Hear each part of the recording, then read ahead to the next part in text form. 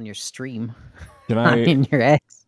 We're already live and I forgot to do that, and it's too late now because we are deep in the throes of a heated podcast. Welcome everybody to the Arcadia Roundtable, where we're going to talk about loads of stuff that's been going on this week, and there is some stuff to talk about this week, which is nice. I am joined by two guys that hate me. Apparently, they hate me. They said in the warm up, they were like, "I hate you," and as a sound check, they just agreed that I'm not on the podcast anymore. So, Amin.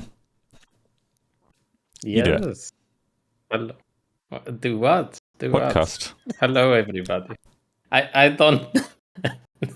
I don't know. Hello, everybody. Hello, Arcadian. Welcome to another episode of.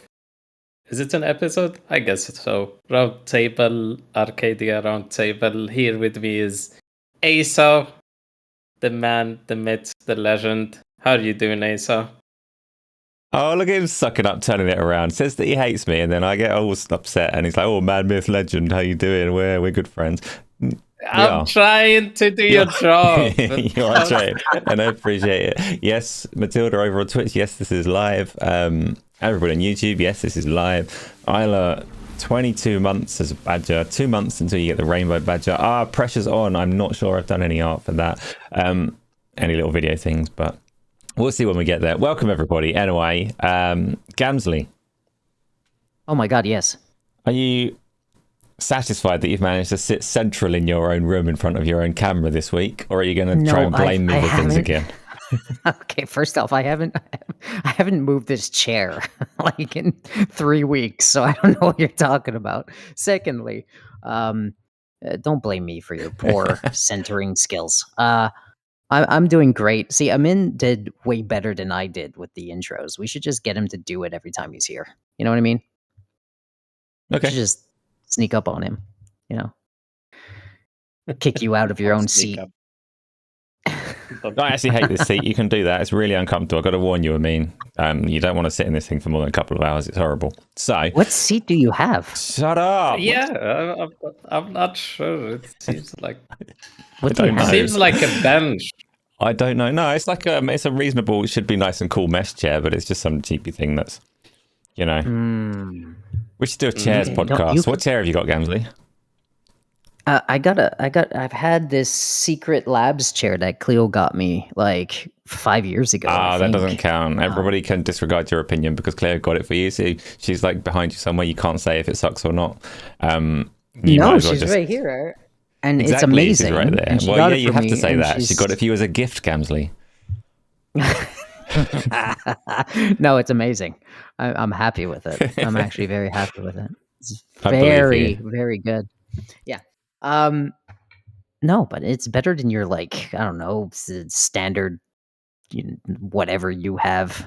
Anyways, let's just get away from that. No, I want to know because I do need a new chair and gaming chairs. Like, you've gone for a Secret Labs, which is one of the most well-established brands of gaming chair that some people love and some people hate. What have you got, Amin?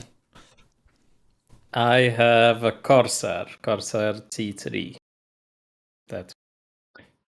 Well, that's not even true. Amin is a liar. So, moving on from chairs, because no one wants to give me their honest opinions, let's talk about games instead, because that's what we're here for. Gamzly, you know how we do this. We start all the time, every week, talking about the games that we've been playing. You've been playing some games this week. Pick one off the top of your head.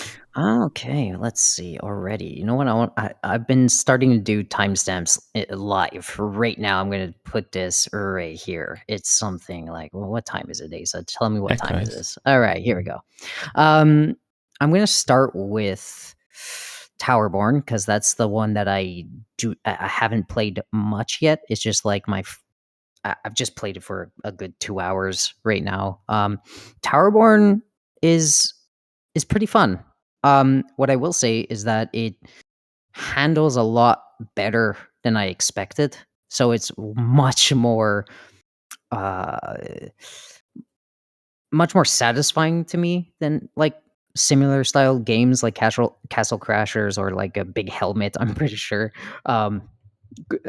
Tony talked about that one in Discord. I think it's Big Helmet. Better be Big Helmet. Similar style game.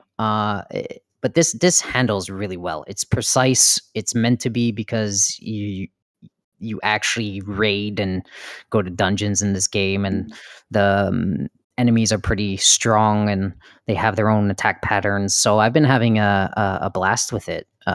For the first initial setup, it's basically just past the tutorial, and I got into my first like little dungeon place, and it was very satisfying. I'm surprised that I like it so much. I didn't like the art style at first because it's very cartoony, but it grows on you. It has that, I don't know. It's so easy to make armor sets look really flashy and nice to the eyes with this art style. Once you get geared up, it's really pretty to look at. The animations are fun. There's a parry system, a dodge system. Like I said, the bosses have unique abilities that you have to, dodge or block, and there's classes that heal. Like you have healing mechanics and certain classes to. It's classic WoW, for group party. Tell me how Yeah. that bit works, because I've started playing that, right? I launched it today. We're supposed to be playing it tomorrow with some people, but I don't know who or when or whatever, So I launched it because Amin warned me there's a tutorial I need to get through before we can jump into the multiplayer. I launched it, did the character creator, didn't make it all the way through the tutorial because it was too difficult for me. But the character that I created... What do you mean too difficult? Oh, just like, oh man, I struggled. It was so hard. No, I just ran out of time because we had a podcast to do. So I started the tutorial, right? But it starts you off sword and board, right? You got sword, you got a shield. There's no class selection options. There's no weapon selection options. So how does that play out? Is it like whatever you equip determines your class? Do you have to choose a class and a skill tree at some point? Like, what's the deal?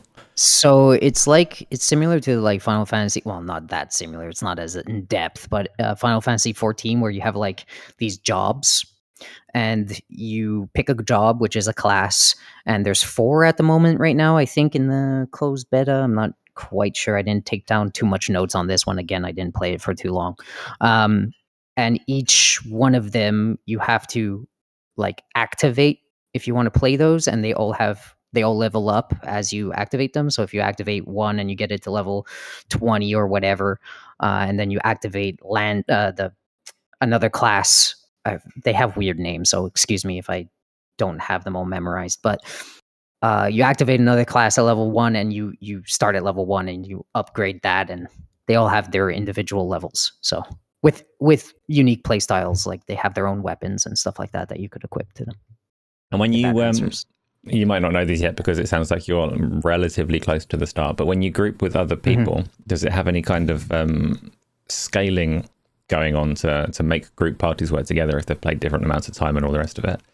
I'm not sure. Like this, I'm really not sure. Again, this one was just like a quick. I get in, I played 2 hours. I didn't even have my notepad out. I just wanted to experience it to see how it was, and I didn't expect it to grab me. So I wasn't like prepared at all to like put down my thoughts. But it grabbed me. It's fun. It's way more responsive, and I think I'm going to go back and next week I'll have like a lot more detail to share, like I do with the other games that we've been playing and that's on the list. Can you? It's really rewarding at the moment. Can you? I see movement in the background there. Can you thank Cleo for wheeling your chair in front of your camera while Amin tells me? I mean, have you tried TOWERBORNE yet? You told me about the tutorials. You must have given this one a little go. Yeah, I tried. I did the tutorial. That's what I did. I did not do much. I don't have any problems with the art style, but I have some problems with the game. Ooh, it's too difficult for you as well. It said that my name violates the terms of service or something like that. So it did not accept my name. Which name? You've got 100 different names you play games with. No, the Demon Hunter. So it was too violent for them. I mean, different people have different moral standards on whether it's okay to hunt demons or not. Is that okay? Is it discrimination? Like, can you just say demons were going for all of you? I'm not sure it's okay. It's No, okay. I don't understand why that's not, why you're not allowed that name actually. Yeah, I'm not sure why it does. I have like a screenshot. I don't know why they did not let me type like the Demon Hunter. It's weird. Other than that, I did not play it much. I just tried it a little bit. I'm not sure if this game will survive for a long time. They have a weird marketing strategy. They just had it on Steam before they had it on Game Pass. And there was not a lot of interest on Steam. Like, not a lot of people played it based on the charts. And then they randomly decided to get it into Game Pass one day.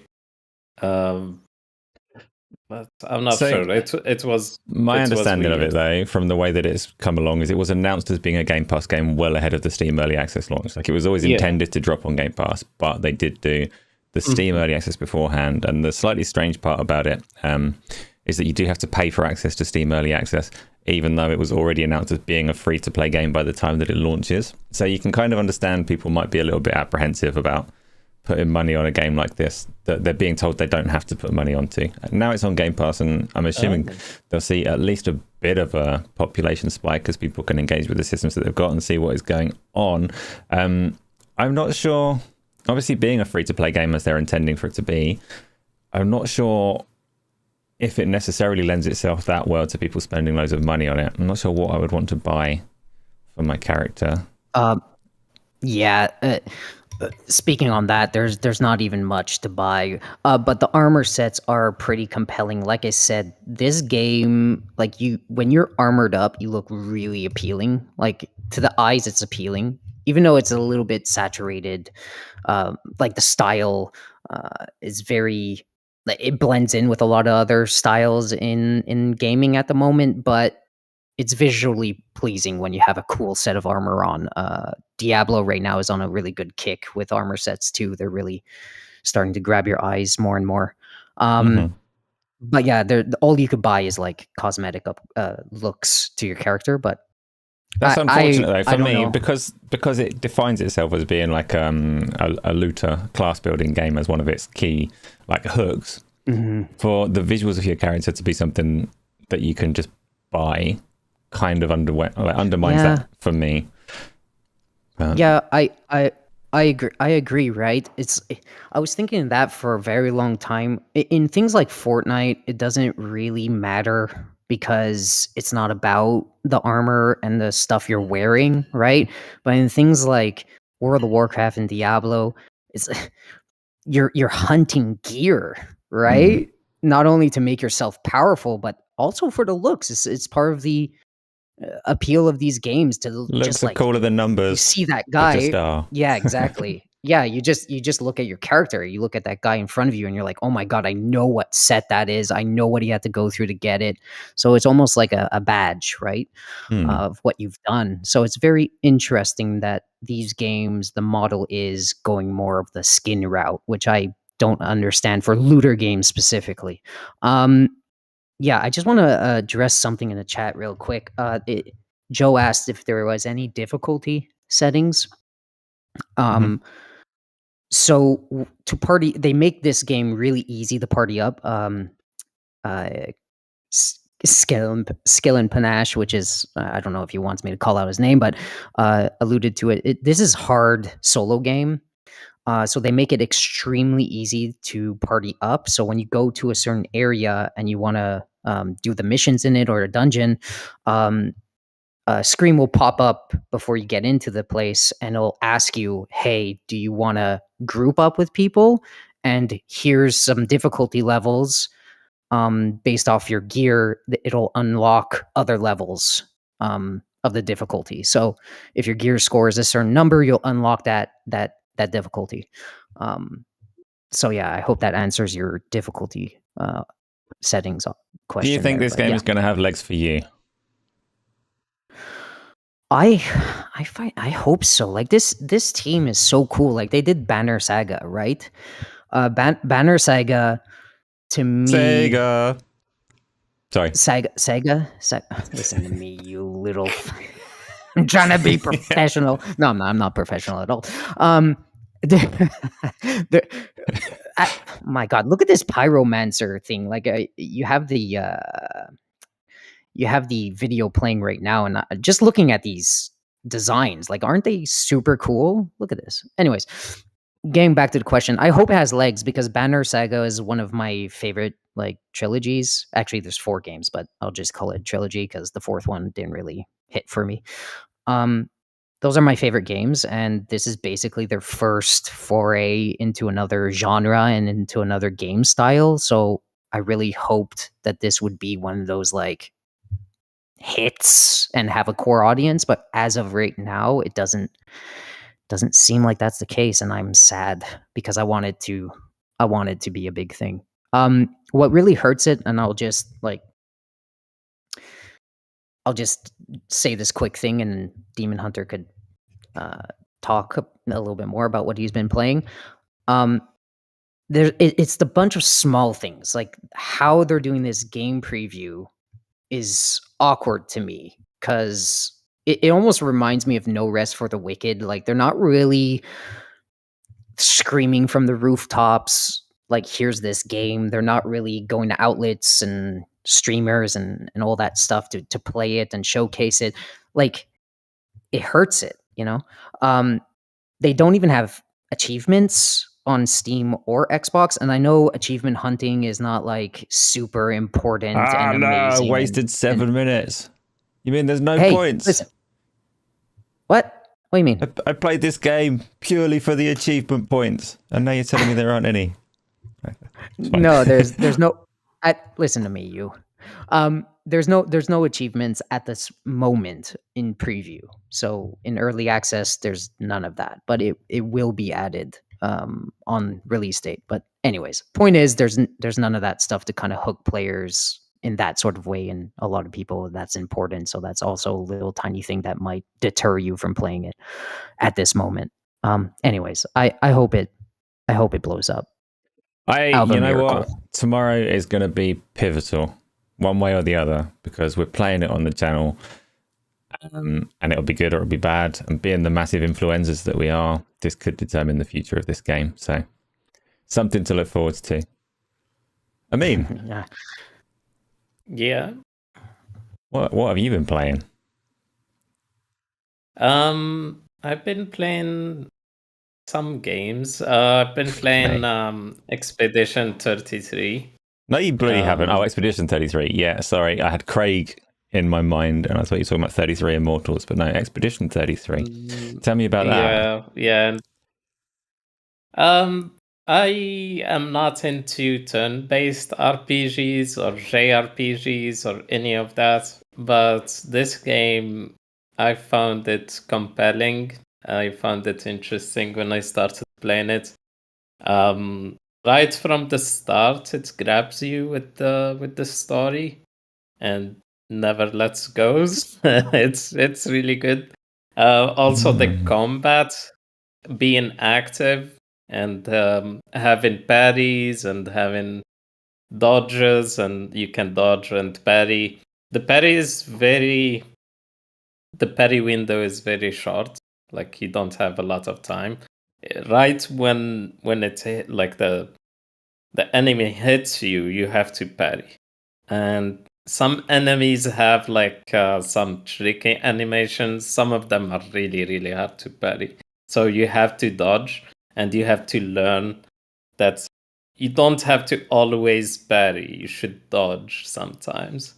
It also has some complicated systems. Probably other turn-based RPGs have them. Like, for example, there is one character that has elemental effects, and each time you hit them with one skill, so they have skills which are like special attacks, you leave like stains of elemental effects on them, and you can use those stains as a boost for other skills. So other skills will have extra effects if you have certain stains, and there are some characters that are a bit complicated. There is moon and light and and like cards, and it's very complicated, but it's okay. I found it good. It's a little bit difficult. I heard some people rage quit even though they love like they love Souls-like games. I've been playing it on the medium difficulty so far. I had some really difficult bosses that like one hit you, like one hit and you're dead immediately. So yeah, it's something that I did not know I wanted, but now I'm loving it. So that's Loving it. Gamzly, are you still going through that one as well? Oh yeah, yeah, yeah. Yeah. Oh yeah. Sega. Asa, it's so good. Listen, what? What about Sega? Carry on. Sorry, I'm in a weird one. Anyways, take the mic away. All right. Just for a second. We love you. Expedition 33 again is special to me. There's a lot of, as I'm playing it, it gets more and more complex, and it also shoots. I think now I know more about it. I see the flaws as well. For instance, there's a lot of enemy types. There's a lot of options. They also onboard you to characters in a weird pace, and they all work completely different from each other. So I'm starting to see very problematic kind of for onboarding purposes to grab people through this experience, or new people that might not like the genre at all and are jumping in here. It gets convoluted a lot, and the tutorial system, I don't think, allows you to breathe with specific character types long enough for you to get a handle on those mechanics. So it could be frustrating when you're introduced to new mechanics, but you can't even dodge properly. So it might be really overloading for new players. So what I suggest, on what you're saying there. So obviously it's from the trailers and things. I've not played this yet. I'm saving it for soon. From the trailers and things, it presents itself as a more cinematic kind of Japanese RPG styled game with parries and dodges. But what you're saying is that all of the playable characters that you're in there also have their own kind of quirks, just set them apart from each other. Classes. They almost look like classes, like different classes entirely. And it makes them significantly different to actually play as from each other. Yes. Beyond like, oh, this one's going to cast a heal spell and this one's going to use the attack command or whatever. Well, it's like what Passion was saying, Demon Hunter was saying for like the Stain character, this mage class, right? For example, if you use a fire spell, that fire spell will have a secondary effect, let's say, to apply a certain buff, not a certain buff, but they call it stain. So think about it like, oh my god, it's so difficult. It'll give your character one element point, and it's all color coded, so it's easy to kind of understand. So if you use a fire spell, that'll be like this little red bonus point that you'll have applied to your character, and then another spell if you cast as an ice, like let's say you cast an ice spell, it'll have a bonus that if you have a fire point applied already, it'll do extra damage on this ice spell in combination. So it's like really sophisticated class systems, because just doesn't exist on other classes. So your main character plays completely different. He has no like elemental, bonus stuff. Like he has none. But on top of that, there's like this really sophisticated materia system-like thing going on, so that these passive abilities could be passed on to other characters to combinate with elemental damage like she does, just completely different, and it's so weird. Like if you go deep in this game, it's very complex. And onboarding that is a little difficult, especially when you're trying to learn attack patterns of the enemy. You're trying to learn what to dodge. You're trying to learn what to jump, because there's even jump patterns where a monster will do like a wave attack and you could like jump over it and then counter attack with RT, like right trigger. Like I said, it becomes almost like a action game at that point. Like you're trying to learn action movements, and it's very complex. So the onboarding there, you could see kind of the issue. Like if you're not even understanding the patterns of many of these enemies, and there are many different enemies, they shoot them at you constantly. You see how that could be a problem at some point to kind of onboard and not scare away players. Yeah, to me, I love it, but like the way that you've described some of those classes is very reminiscent of like a singular character that you would control in a Final Fantasy Online or World of Warcraft with the yes. elemental stacking and all the rest of it. But obviously in this one, you're controlling the entire party by yourself because it's a single player game. So I'm hearing you and I'm thinking they probably had like serious concerns while they were making it that people would find turn-based combat dry or disinteresting unless they really went heavy on things that make each character unique, things that make it active, things that keep you concentrating and engaged. And from what I've heard generally, like, the reception of the game, it sounds like they've done a fantastic job of keeping people engaged and enjoying it, because I've heard very little in the way of negative feedback. But it's cool. I can't wait to play that one. Yeah, we talked about it's a stupid number, but like drop off rates. Wow, that was a weird slip.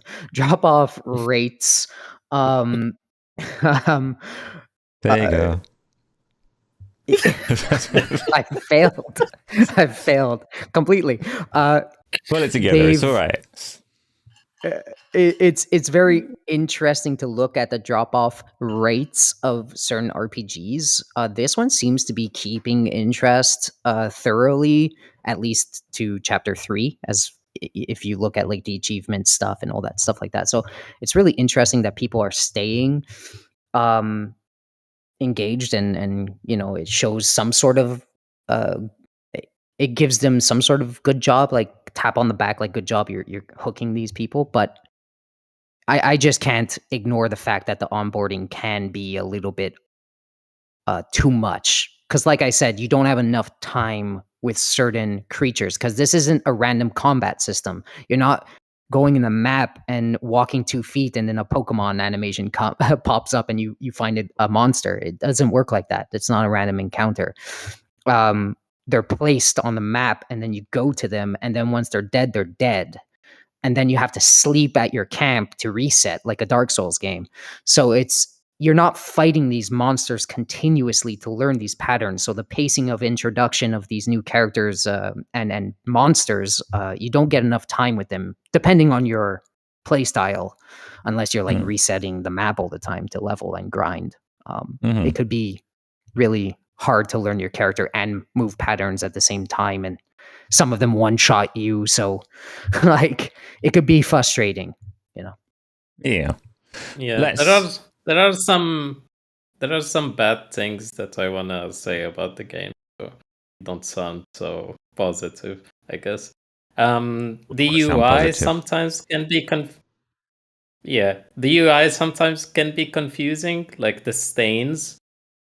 They have different icon on on the skill that you're executing than the icon on the how many you accumulated, and then the different icon than the one that is on the bottom bottom right of the screen. So it's hard to say, is that fire that I have as a stain? Is that earth? Is that, what the hell is that?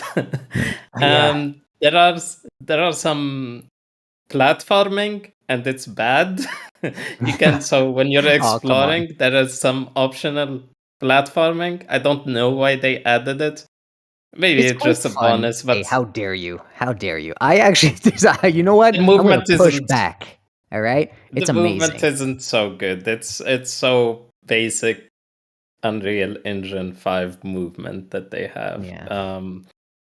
You're not wrong. So, and also, yeah, I can be wrong. Also, the videos, sometimes they play like pre-recorded videos I've that heard that. just have terrible bitrate, terrible formats. Mhm. Like it leaves like big chunky blocks that are gray when the video transitions from normal to like all black. Mhm. I always find that really funny because you get it Also, in, like, it's quite a common thing in older games where the CGI was massively impressive at the time that they did it, and it would transition to the game that would look a lot more ropey. And then even just through enhancements in hardware that make the game more polished up than it used to be, lets you like see it in a higher resolution, changes things so that you watch the CGI and go, wow, that looks shit. The game looks so much better than the high quality videos they put in at the time. This one's obviously a modern game, and it's I don't know, what are these cinematics just too spectacular that they couldn't have done them in engine? Like, why do you think they've made that choice? Probably I resources. don't Mm. I don't know. I'm not sure why. It's a different skill set, Yeah, so yeah. Yeah, it's probably a Yeah. resource, right? There's also one last thing that I think that is weird that's missing is like, as far as I can tell, because it's not really intuitive. Like the menu system's not very intuitive. It's weird, in my opinion. Something that seems to be missing is like a bestiary. Like, in Final Fantasies and all these Ah, turn-based RPGs, sometimes you get these little bestiaries, and they'll show you the weaknesses and the attribute types of these enemies because there are many, Asa, and hmm. it doesn't really have a clear, like, you don't always clearly understand, even if you faced multiple monsters of the same monster before, it's not really clear on what weaknesses you've discovered.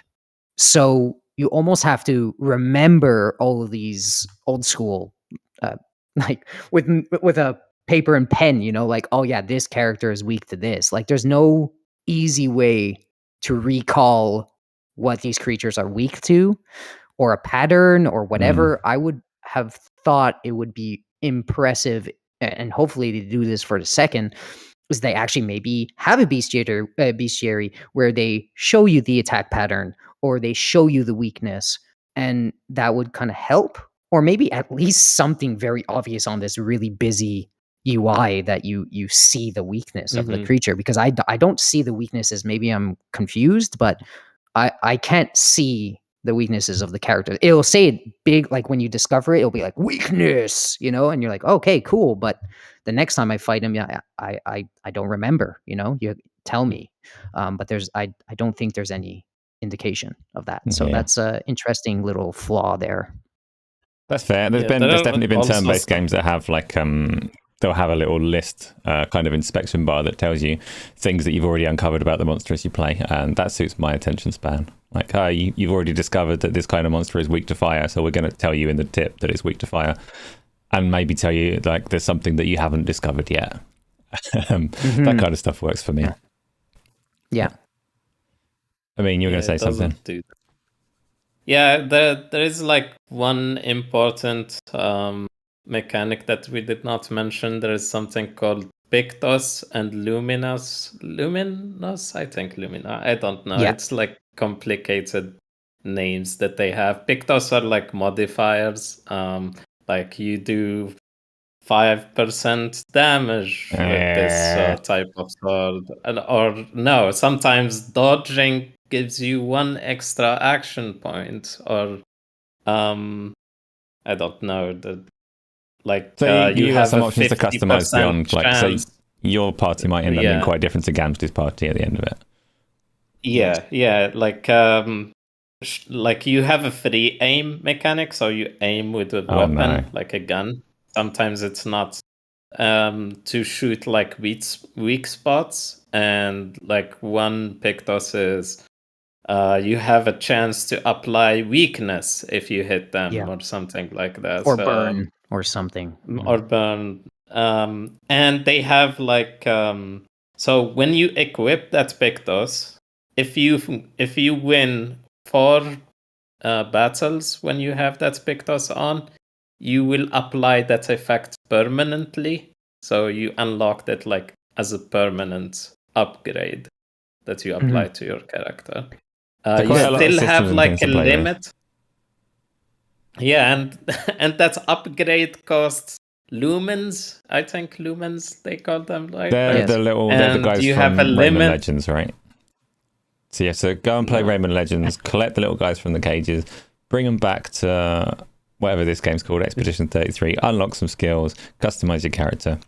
That's how you play it. If you're confused, if you're stuck on that game, if you get in one hit, go and play Rayman Legends, come back stronger. Perfect. No, no, but it's very much. Do you like? Sorry, Demon. It just so he understands what I mean. Materia system. That's literally like almost like what this is. If in Final Fantasy Rebirth, well, more Final Fantasy Rebirth than the first one.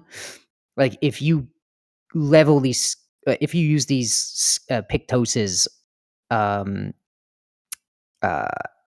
like Demon said, 4 times in a row or whatever, you'll unlock them as passives that you can then apply to any character. As long as you have enough points, I don't know what the hell, Lumina points to spend on in that character. So very, very interesting skill system. Yeah, and some weapons like work well with people that have high agility and high like they have might, attributes. and there is a lot crazy. of stuff going on. Yeah, that's why the onboarding's crazy. If you're like, oh my god, if you're gonna get overwhelmed if you don't understand going in like how to play this game. What I do want to say to people that are gonna jump into this game, keep it simple and dodge more than parry. And I'm sure that sentiment crosses many of the podcasts and many of the reviews. Just stick to a very basic idea. You can get through this game playing the way you want to. You don't have to give in to all the extra stuff. Just play it very simply, minimalist. You can get through it and it'll actually serve you very well. Mm-hmm. Cool. Let's move on to then. Just let's move on to some of our topics for the day, shall we? Because we've got a few things to talk about, and I'm ready to talk about some things. That's not even true because the first topic is Borderlands 4, and I haven't watched it. So Gamzly, Jesus Christ! Yes. Borderlands 4 state of play. Yes. PlayStation have given us a bit of a deep dive into what Gearbox and Randy Pitchford have got cooking. Right. Tell me about it. Okay, so I've linked in the topic notes a bunch of like little things. Like there's a combat sequence there, classes, and all that. It's a 20-minute state of play, I believe, and there's many things that they updated. I just highlighted basically all the interesting things that I thought were interesting. This looks awesome. I didn't actually know, like, I'm not a gigantic Borderlands 4 guy. I'm not a loyalist to Borderlands. I just jump in, jump out with my brother sometimes if they're playing it. This I had zero hype in, and then I saw this state of play, and I was weirdly like super in. And I don't really know why. Everything just looks better to me. I had a problem with the style 1 through 3, and they don't really change it much with this one, but it kind of seems a little bit more like contained on the cell shading a little bit, and I think that was linked to a bit of my motion sickness every time I would play this stuff. I got used to it by the third one, but it does look a little different. I don't know if I'm crazy, but doesn't it look just a little bit different? They tampered down on the shell shaded stuff, like if you could see here. Yeah, Maybe. Yeah, it's less cartoony. Yeah. Huh? Kind of. Less Because- cartoony. Yeah, less cartoony, but also it doesn't look super comic-y like it used to, right? Mhm. Anyways, I it's just something that my eyes are tolerating more about this game. It just looks much better to me, and I'm just digesting it better. This Okay, isn't like, so- what's playing now is my first time seeing it, and it's not as vibrant as 2 and 3 were. Like not as saturated and bold and in your face. One was already more toned down. The first Borderlands was a lot more brown than the second and third one. So, yeah, this approach just seems more appealing to my eyes for some reason. Yeah, so apparently I'll go down the list of what I thought was nice. There's classes, so if you put this video clip up here, I clipped the 2 classes that they showed. It's a very short clip. No, I'm busy.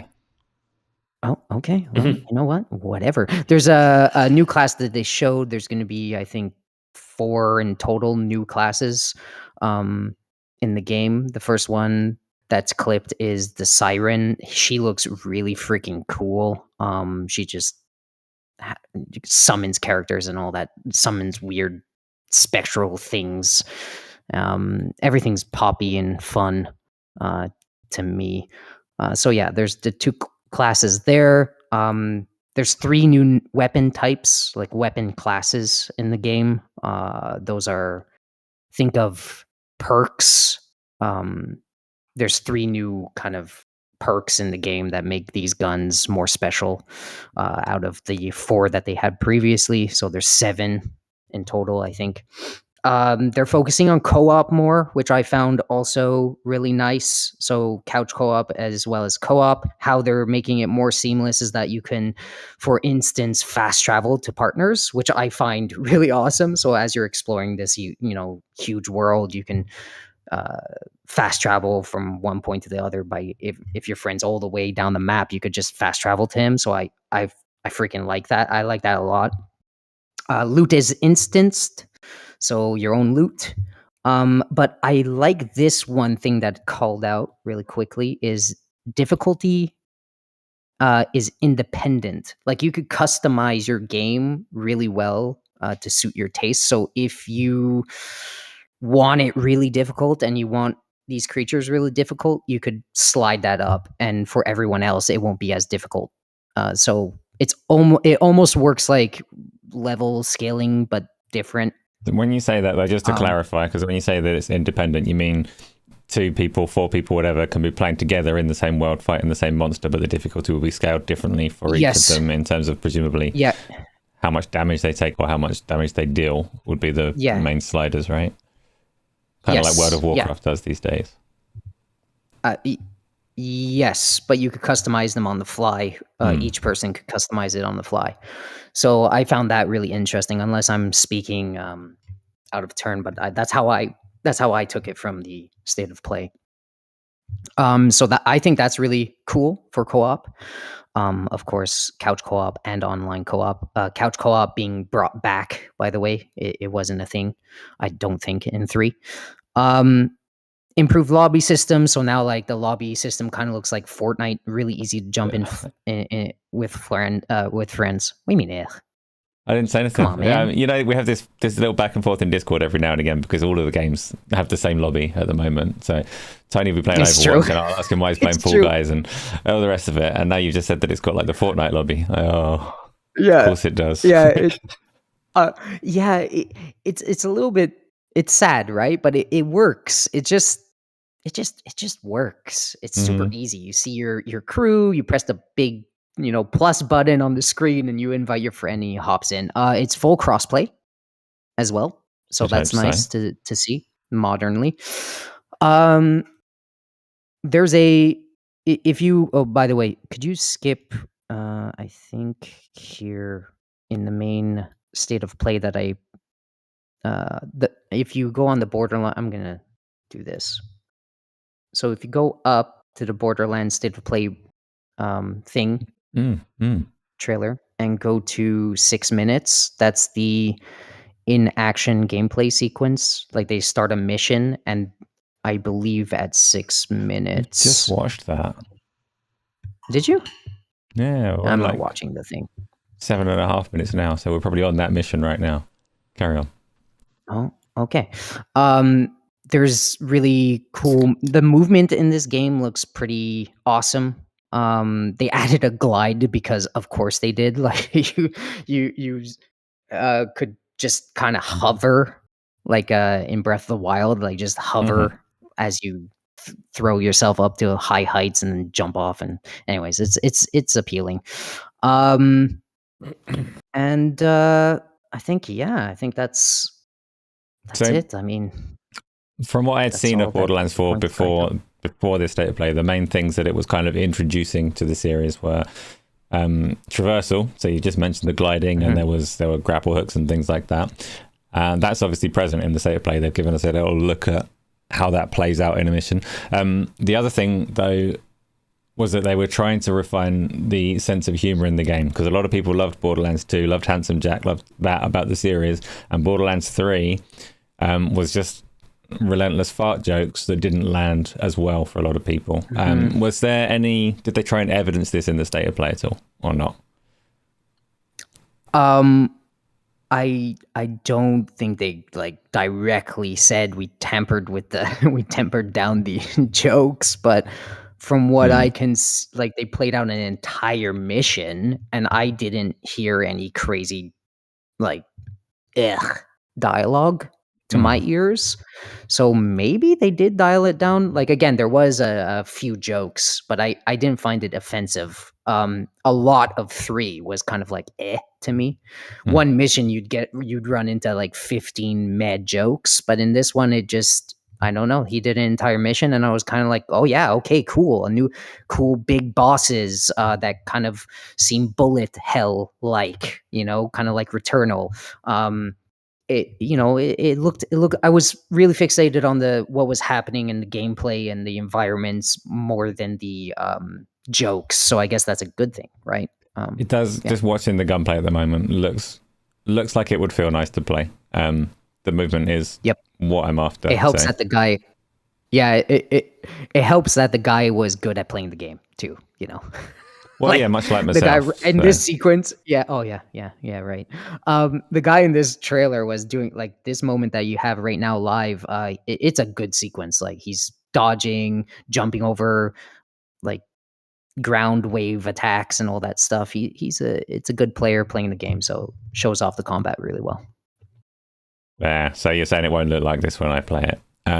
Demon Hunter. Yeah, you're not good. Yeah. Yeah, I'm not sure about Borderlands. I love Borderlands 1 and 2. I played a little bit of 3 and I was not interested in it.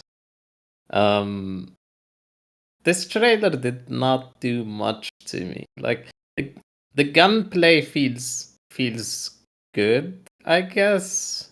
But there is not much new, I guess.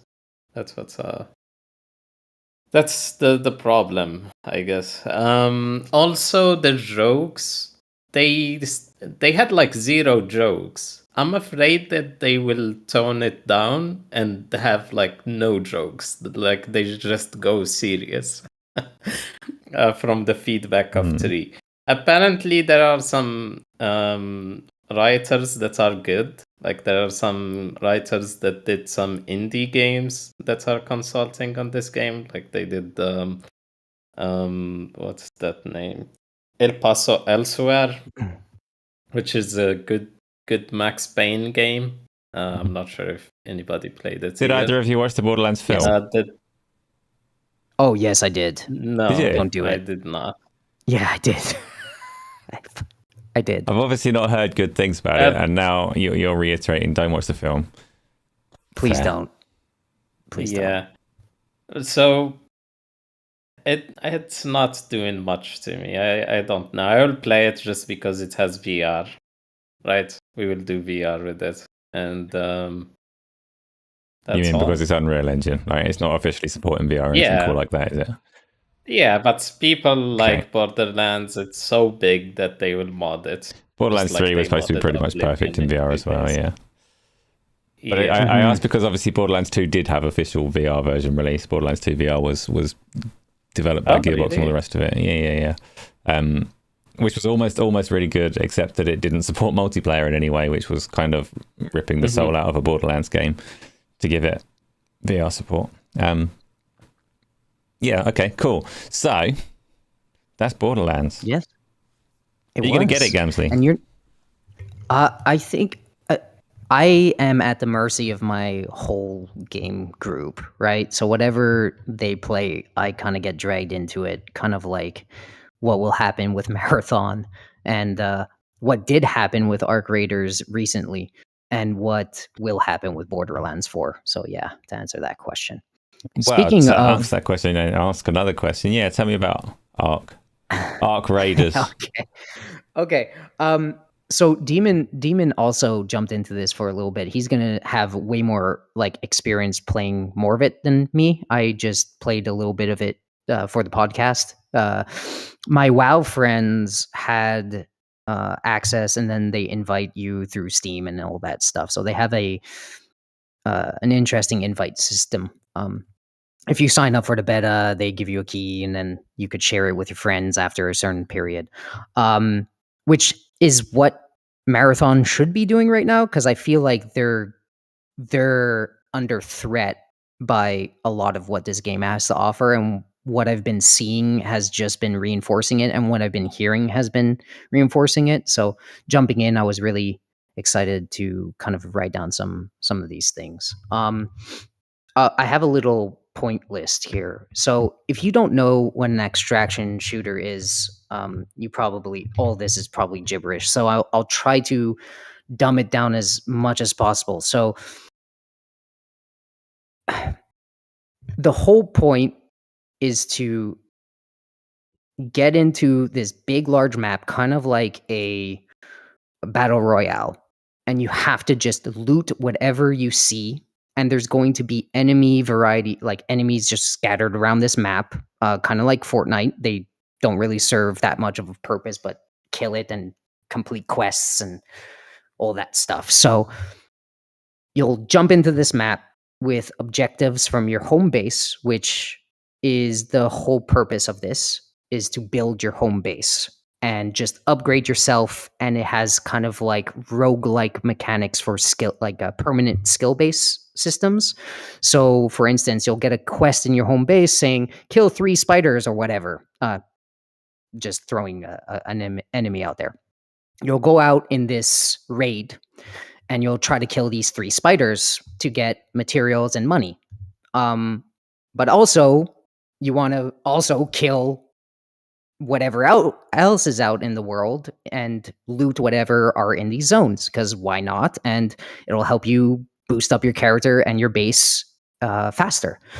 And then you have to get out with the loot and get out with that mission alive, or else you lose basically everything in your backpack and everything on your character, epic gun or not. So just on If that you though, manage, like the general concept of an extraction shooter, you mentioned there you go into it. Yeah. There's enemies, you got to get loot and crap. You got to try and extract alive. In a lot of these games and in Marathon, Tarkov, all of that kind of thing. Amongst all of that, there are other players who may or may not decide that they're going to kill you. Is that the same in this? Are there other players in the map? Are they going to shoot you? Yeah, I was getting to that. Yeah. So there are other players doing the exact same thing with the exact same knowledge and trying to build their base and their character. Now, what I will say is like, oh well, what's the point, right? If it's not really competitive and all the point is that you lose everything and you basically will lose all your progress every time you jump into this. There is a like every time you hop in here, there's not really an end point really of just it's just simply fun. Go do this thing. It's like battle royales. You're gonna jump into the same map, hoping that you'll not die, kill a bunch of people, and then get number 1. But in this case, you're just instead of getting number 1, you're just trying to get out of live so that you could just be better in the next map. And some people are like, well, what's the point? The point is like, it's just really freaking fun. Like, it's just really fun. There's so many stories to be made in it. Like, I already had one playing this time where, it has proximity chat, by the way. So it's really funny. You could choose to talk to the people around you. I ran into a guy that was solo, and I was with my brother and my WoW friend. and we were just 3 people running around looting. And this one guy came behind me and he's like, "Hey, please don't shoot." And we all just turned around, and it was just one dude, and we all just held him at gunpoint. And we're like, "Okay, we'll let you live because we're not friendly. We could just kill him and take his loot." And we're like, "We'll let you live, but my friend here, he's going to be in the back of you all the time. All right, so he's going to watch you.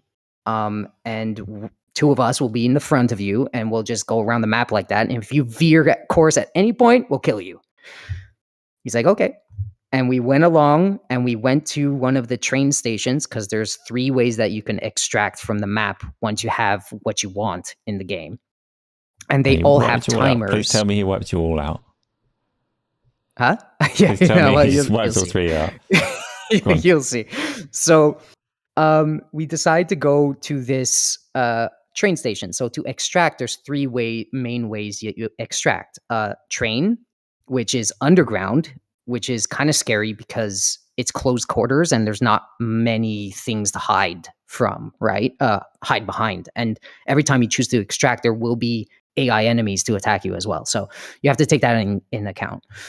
The other one is above ground, and it's called like bunkers. So you get to a bunker, you activate a computer, it'll have a timer that you have to wait, the bunker will open, then you go to a little, computer again, and you tell it, you have to get out, and there's only like a smaller timer you have to wait, and then you get out. We went to the train, we got under, and he literally there's big spider, like enemy spiders, like big mechanical spiders out in the world, and we had no idea that these things could come in, and we had no idea that in some zones they will be much less forgiving, like they'll spawn enemies at you that are much bigger than you can handle. And right at the last 10 seconds of us about to leave, like a shit ton of small enemies attacked us, and then a bigger enemy that we didn't expect, and then he just shot 1 grenade at us, killed us all, took everything, including my WoW friend's like epic, like he had epic shields, he had epic fucking this legendary machine gun that I was like, I didn't even understand what he was shooting with. I just thought he was like 2-shotting things. And just stole everything, got into the train, bye, and left. And I was just like, oh, God damn it. Like he sucked up to us and killed us. So there's those stories that you connect with, and it's just super fun, and that's the whole point of these extraction shooter games, to have those moments like that, just like in Fortnite and in drop down shooters that the whole point is to get number 1, and you have like these fun little moments. It's just a little different, but getting used to it. It's definitely more convoluted though than a drop down shooter. That's cool sure. though, because I really like Sea of Thieves tried to make its whole premise that where if there was another player, you didn't know if they were going to be hostile or friendly. Extraction shooters do it really, really well, and you get these stories that that you mentioned there. We're going to get the other side of that in a minute, where Amin tells us about the time he went in as a solo player and these 3 guys were escorting him around the map and all of that kind of stuff. We'll hear Amin's side of that, where he killed you all in a moment, but. That sounds actually really good, and I say this as someone who doesn't like talking to people. I don't know in multiplayer proximity. Games. Amin is going to talk I'll let him talk a long time. The proximity chat, and I just want to like put the marathon and this and why I think it's going to be in trouble. Like they're both going to compete. Marathon, they're both different, yes. So the difference is that marathon it's a much smaller scale. It's meant to put you against players. Like you will see players in marathon, apparently, right? It's a little bit more smaller scale. So you'll be killing a lot more players. In this, it's much more like you might not even see a player until you're really ready. Like you have a bunch of epic loot and you're ready to go. Kind of like a battle royale, is that some runs you might not even see players until the end, that's the difference. So marathon is much more quick paced. You'll see a lot of players earlier, and it's kind of like a more PvP, and VE is very emphasized, like and other AI stuff. This is very big map, a lot of different things to do. Reminds me of Tarkov a lot more than Marathon. So that's the differences there. It's just And it'll be interesting. Proximity chat though isn't in Marathon, and it is in this, which is also weird to me because like you're fighting against, you're seeing a lot more people. So why not have proximity chat in there? yeah, and it is one of Doesn't the make any things, sense. like the proximity chat can make or break these big Exactly. encounters and really be the source of many stories. But Bungie have come out and said they're not doing it because they can't trust players to not be assholes, basically. Yeah, but that's which the is, point, you know? well, to some degree, the yeah. So it is. I mean, it's going to hurt Marathon to not have these moments for sure. The game though, so Ark is made by Embark, right? They made the finals that I played with Amin and with Craig at the weekend. Yesterday, I think we played it, which was awesome because you can just blow shit up. It's really technically impressive. Is this game, from what you've played in that little time, and I mean, I'll let you talk about it in a second as well, but is this game, Gamzly, technically impressive? Does it let me blow shit up? Does it have rain? Well, it definitely has rain. It definitely has darkness too, which is another level. Like it has day and night cycles. Not, I don't know if it's a cycle. Like I haven't experienced night at the same time as day, like in the same match. But there is a map that's like it starts you in dark. I think, or at least I saw it.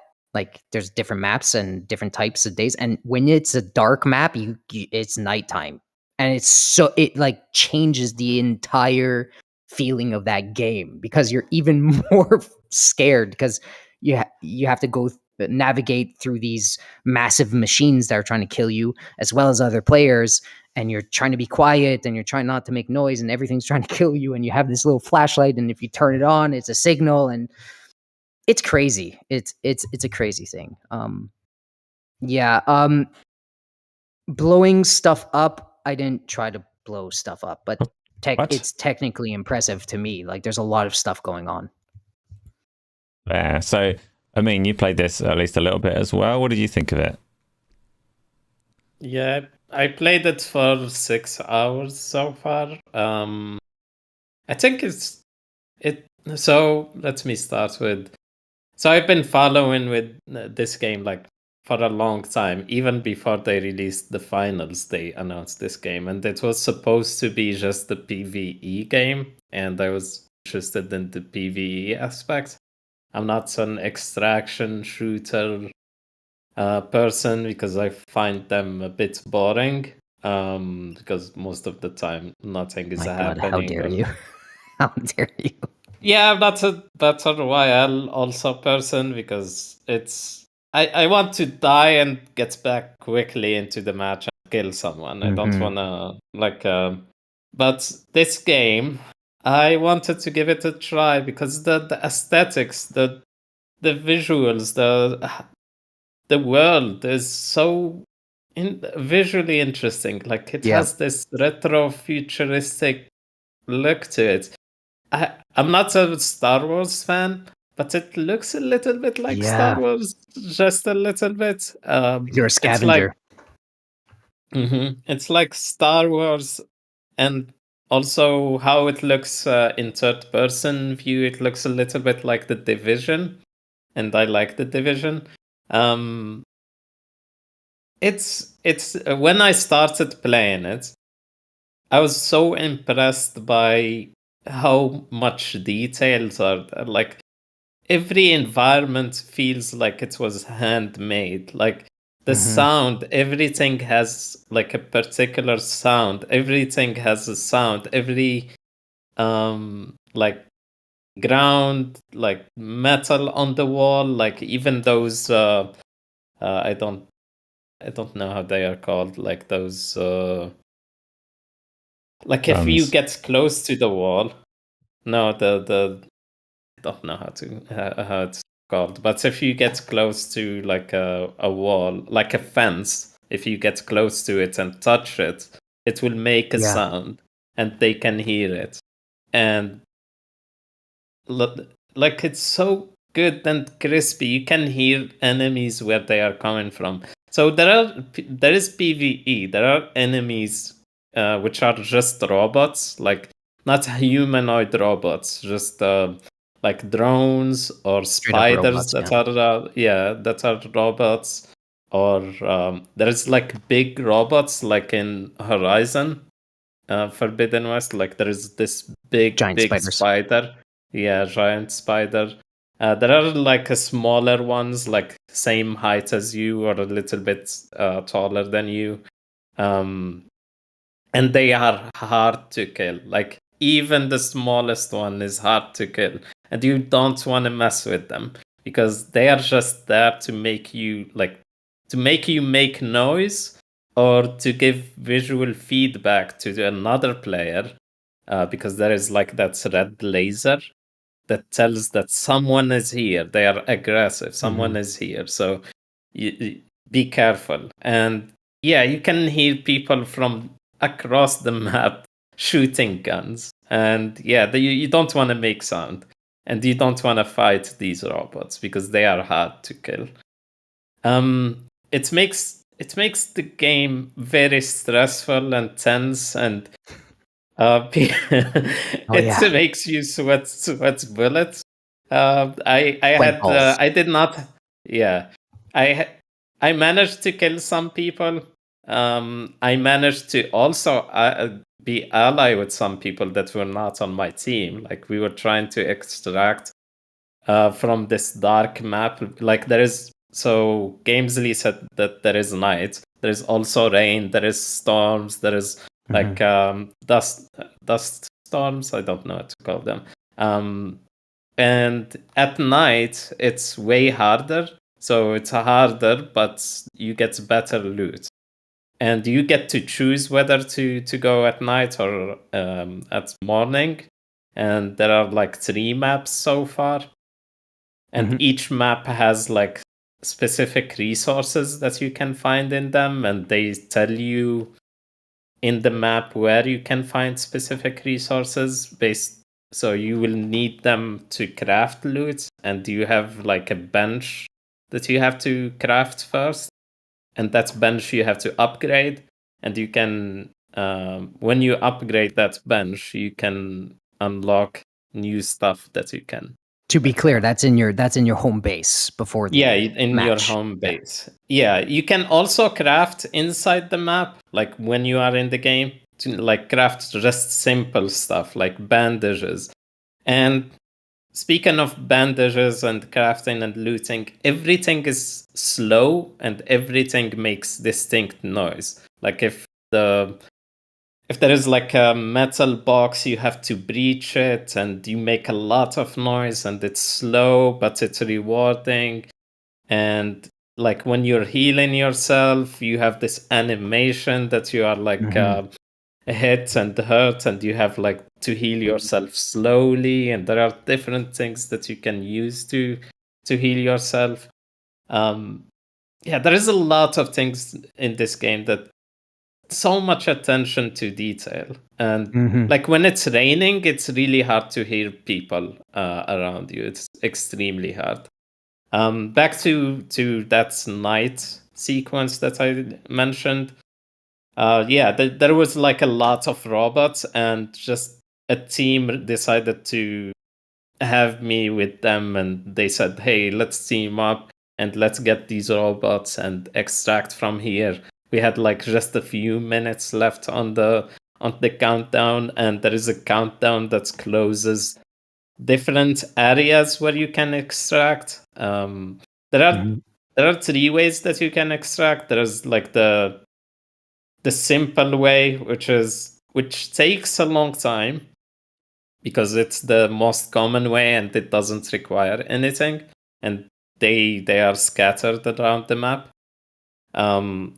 Those take a long time. Like you have to go to a terminal, activate it, you have to wait, and it does this very loud noise and makes you panic, and a lot of robots come to that place. And there is like easy way, but you need a certain key to open that Yeah, exfil point.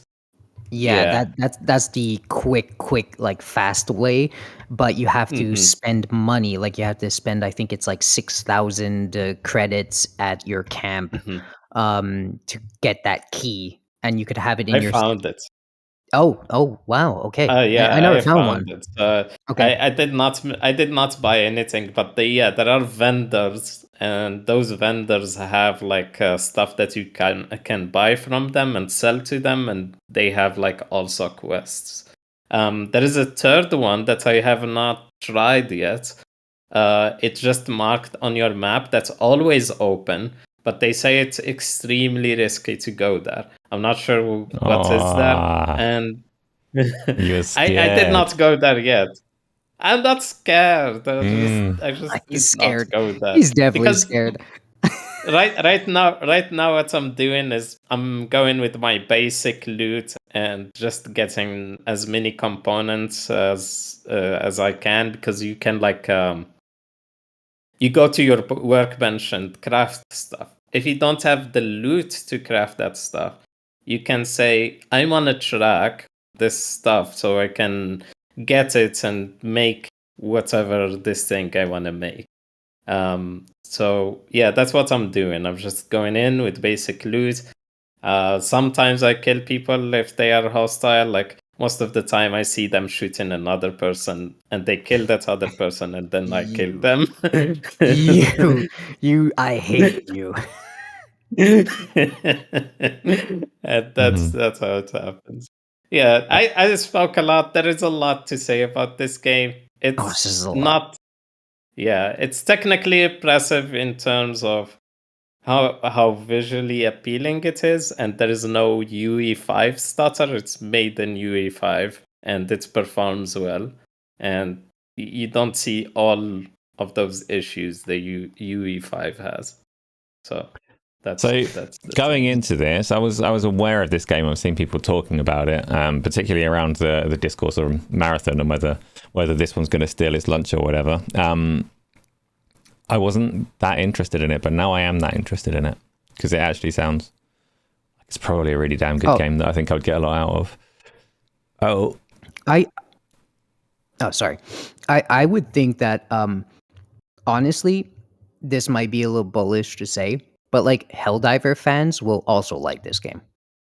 And this is it might be a crazy statement, but I think even Helldiver fans will like this game. that's Even a if good statement, though. Like that, because Helldivers to me, I mean, it would be nice if this looked like Helldivers. I really appreciate how that, like, how the particle effects encroach in Helldivers and how everything is just busy in a nice way, like not overcrowded, but everything is saturated with detail and fog and effects going on, and it's action packed, and you have a quick blast. And then in Helldivers, those quick blasts to me always felt fairly meaningless, so I don't play it very often. I'll jump on and I'll play a couple of games with people and we'll have a nice time, but why kind of thing. Whereas this looks like it has a little bit more of a stated purpose to each of those rounds. So if you're telling me that it might capture some of that kind of survival tension of Helldivers, I'm even more excited now. Yeah, not on the sheer like, I mean, Helldivers is wave after wave, and there's like freaking tons of creatures and all that. It's not that crazy. But it can get pretty crazy. Like you could get a match. First of all, everything is trying to kill you in this game. You know, everything is set up as a trap to make noise, to alert that you're there. To like, for instance, there's cameras that if you get close and it sees you like out in the world, it'll just send out a noise, or it'll pop out a turret that also tries to kill you and shoot you, which also sends out noise. There's, if you get downed or somebody gets downed, they shoot a flare, like a red flare in the air, so you know something's going on. To even the birds signaling that an enemy is there. Like you'll be walking and you'll see, let's say you're looting something, and you'll see like birds just fly away, and you're like, oh, there's a player, because they got scared because the bird. Like there's a lot telling you where the player is. So you can have like a really comfy run and like get out in the sewers or something, or you can have a really crazy like okay, I hear something, I see something, I'm gonna go there and cause some fucking trouble, and it really gets hectic because there's so much verticality and there's so much backstabbing and proximity chat and the human element and wonderful game, and I can't say enough good things about it. And I really think more now than ever that it might steal a lot of that marathon lunch, but we'll see. Only time will tell. Mm. Cool. I'm interested. Gamzly, pick the next topic. Move us on to whatever you want to talk about from that list. But not on mute. Oh, Do you it with muted. your voice. Oh, I'm sorry. Let's talk about the biggest, probably the biggest news, and we can make it really quick because there's not really much to say about it. But GTA 6 being delayed to next year, and now that that's out of the way and in the open, people could start dropping some stuff. For instance, Ghost of YOTEI is safe, as well as even Arc Raiders and probably every other game that's going to release later this year. What do we think about GTA 6 release, and what does it mean for games this year? And what does it mean for next year? I mean, that was a question for you. Yeah, I'm assuming that publishers are now happy that they know when is this coming out, so they can release their games. And even if they have to delay their games for next year or release them next year, they at least they have a date. It's May 26th, right? Next year. It was. I had some hope they release it this year because they seemed so confident talking to their investors, saying that this is this year, it's still happening this year. So, yeah, I had some hopes that they would release it this year, but I'm also happy that Take-Two has the balls to let such a big game get delayed. They lost like a shit ton of shares on the stock, right? They dropped, and they were like willing to take that. So I'm happy that they get to polish the game. I expect it to get delayed again because this same pattern happened to Red Dead. They said that the game will release on fall, right? Even GTA was expected to release on fall based on their investor meetings. And then they delayed it to spring. And then when spring was around, then they delayed it again to fall, which is 28th of October, I think. So this same pattern happened with Red Dead and probably will happen with So you're GTA. saying it's definitely getting delayed again when we get towards May? Yeah, probably. No, Oh. no, that would be savage. That would be so crazy.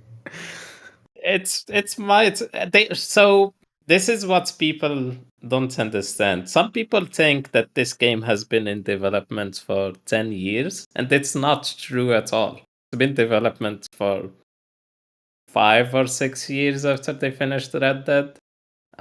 So they still need time, I guess, because it's so big. They want to make the biggest game ever. Yeah. If I could just jump in for a second, I think they know what they have, and they saw with Red Dead, they saw with GTA 5 that not having a kind of complete game right at the start could actually maybe hinder the outlook of the game, right? Like Red Dead came out, they promised kind of a little online structure. They couldn't get that going. It died really quickly on the online area of the game, and it still was mega popular, but like they definitely knew that they could have gotten more out of that game and out of that online game for at least Red Dead. For GTA 5, they're lucky that it even got traction. People did stick with it and did keep playing that online game because it released after, right, Asa? If I remember correctly, I don't remember. I wasn't even born when that came out. Yeah. Okay. Yeah, you're funny. But yeah, Demon. They released GTA Online like way after the release, so I think they know that they should come out the gate everything complete and be as stable as possible, and so that all those millions of people, like 150 million people that did actually get dragged in by the online, right? At least a good chunk of it, can just start right away and get into it right away. So yeah, they're probably taking their time and they don't care. They know if they get even half of that audience, they're going to make money. So it would behoove them to do that out the gate. I have a question for you guys. Do you think it will release on PC since it's got delayed? No. Like same day? No? No, Asa? Gamzly? Not at all, Asa? Not even a little bit? Not on release day, no. I don't think this indicates any change on that one. It'll have at least a year or two's delay to maximize the double dipping and all the rest of it. Yeah. Well, they need to do that switch part for the triple dipping. The fun workaround for PC would be through the Microsoft Store, but they're not merging those two stores together right now. So, yeah, I would hope because you'd got to think. I don't know the metrics on I don't know the numbers on it, but I would like to. How many people play on PC versus the console base, and how many copies have been sold there, vice versa. Like they must know that once they hit PC, there's gonna be at least double the people, right? Maybe that's also their thinking. Like if they simultaneous release this on PC plus consoles and all that good stuff, the online is gonna break for like a month. Like they must know that, right? Like the servers must have a certain capacity that they can't. They've not even mentioned that it's going to launch with online, right? Yeah. Like we don't know if it's just the campaign or not yet. Yeah, it's true. You're right.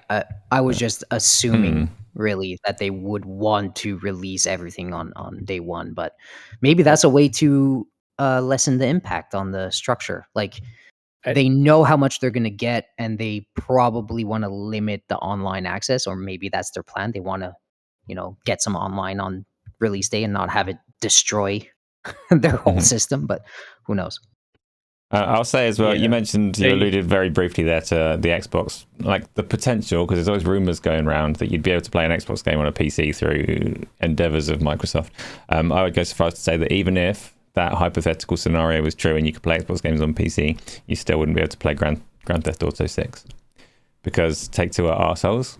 They won't even let Microsoft give you 60 frames per second in Red Dead 2 because they want to make sure that they can control every facet of the launch and monetize it to its fullest. So I don't think they would allow it, even if it were technically possible. But I would be happy if I'm wrong, and you can play it everywhere, obviously. Yeah. Yeah. To answer Stephen, I don't freaking know. Stephen, yeah. In the Stephen, perfectly normal, reasonable, common spelling of Stephen over here as well. Just listen, V, okay, is how we spell it in Canada. No, I don't know what I'm saying.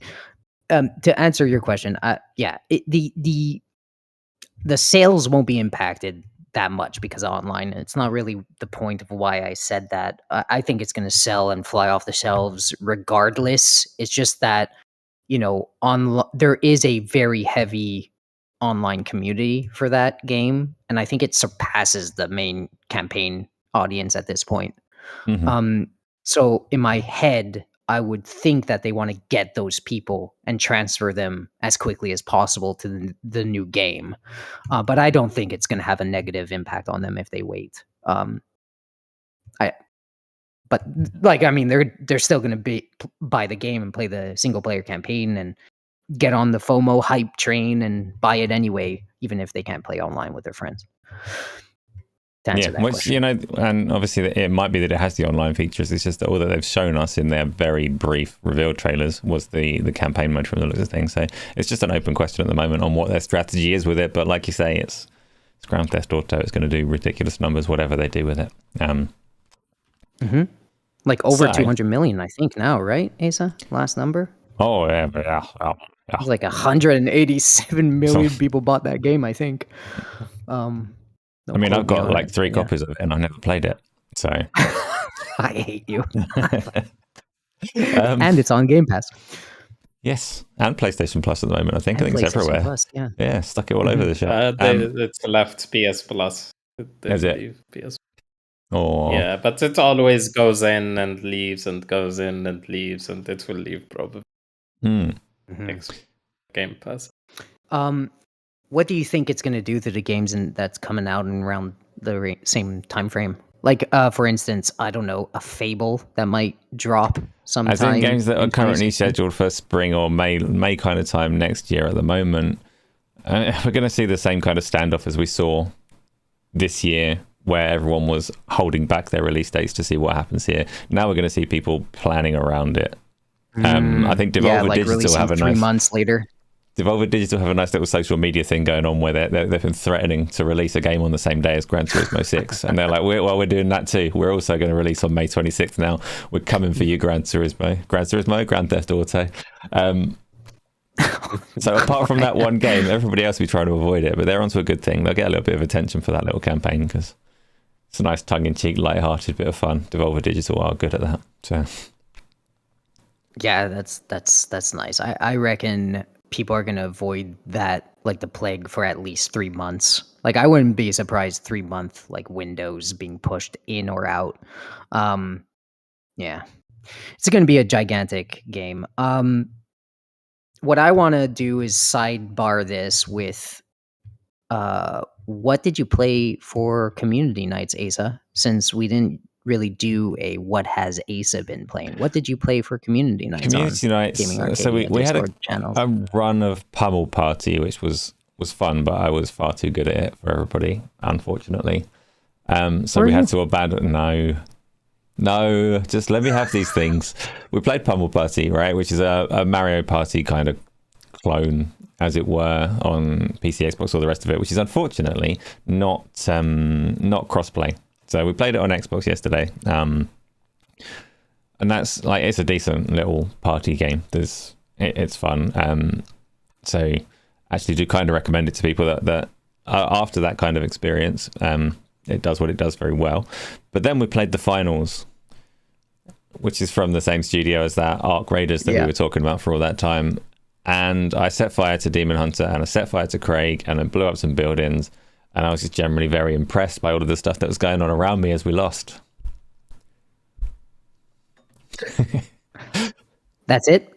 That's your story? I tried to carry him in the finals, but he was too heavy. He was playing against us. He burned us alive like we were trying to do the objective, and he just threw him. Not every time, just some of the time. Was it intentional? Not every time, but some of the times. I love how Asa's like, I'm really good at games all the time, and he also says stuff like, I hate stealth, but here he is just backstabbing everybody, missing things. Oh, there was nothing stealthy about it. Oh yeah, how about when you play Helldivers 2 and you start chucking grenades at your own teammates while trying to escape? Again, not very stealthy. But yes, it is pretty stealthy. I embrace chaos. I enjoy chaos. I can't help it. Pretty stealthy, actually. I really struggle. If I see someone, like, if my teammate is standing on the edge of like a tower, how can I not push him? Do not play Arc Raiders with this man. I will never. No, do not play with Asa. He will kill you in a second. I believe it. Anyways, anything else? No, that was it. That was community games. We've got TOWERBORNE tomorrow as well. So perfect. Splitting that up, doing community games a little bit different at the moment, trying to announce things in advance and give people a chance to align and get them downloaded. So that is what's happening. Now, Perfect. thanks. Next topic. Next topic, demon. Oh, I don't even think you have the thing open. Never mind. Asa, you know what? You choose something because you're the best host on the planet, or something like that. Well, now that you mention it, there's a film called Expedition. What was the film called? Gamzly is really, really good in the background for this podcast because he puts together a document. He puts lots and lots of effort in. People should know this about him. I'm really lazy. I just show up 5 minutes late and don't really know what's going on.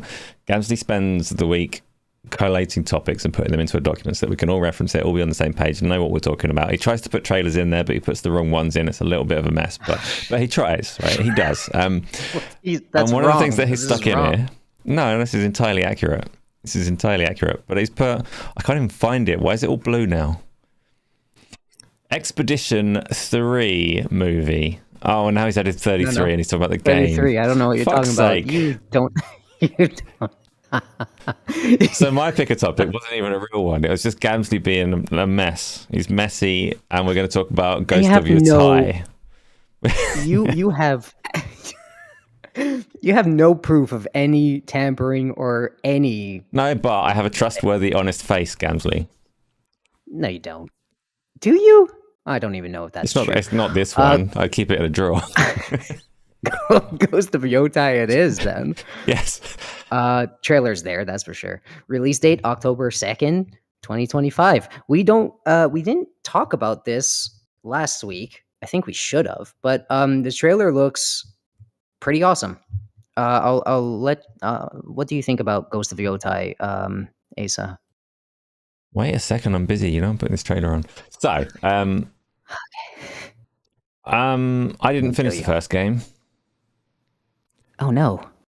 I played a good 50 hours of it. I played through the first section of Tsushima multiple times. Mm-hmm. Give me a freaking IGN trailer. Oh man, I'm furious. Anyway, I really like a lot about it. And obviously I don't like the way that it forced certain elements of stealth, and I didn't enjoy the stealth in the game whatsoever, as I don't enjoy the stealth in most games that have it. I really liked in Ghost of Tsushima, there's one particular mission where it's been introducing you to these mechanics, and it's told you how to be loud, it's told you how to be stealthy, and then you approach a particular mission. This isn't a spoiler if you haven't played it yet. You approach a particular mission, and they're like, well, it's kind of up to you. Do you want to sneak around and be a dickhead, or do you want to have some fun? So I skipped that and just jumped in and threw the equivalent of grenades all over the place to be deliberately as loud as possible. And this is going to be more of the same. I'm going to throw grenades everywhere and explode things. The game was always beautiful. Not necessarily technically like stunning. I don't think it was ever like, oh, look, the textures are so refined or whatever, but it was artistically beautiful. And the second one is going to be more of the same. It's going to tell a story that I would think I care about from what I've seen in the first so far. And yeah, as PlayStation games go, it's high on the list.